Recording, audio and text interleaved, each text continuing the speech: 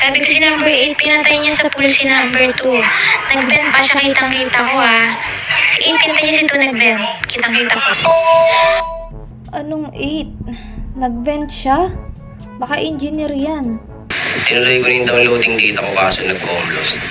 Kilala kong kaliskis mo, oy. 78 appearance. Paano masabi? Papatayin mo ho, no? Kaka-overthink mo yan, be.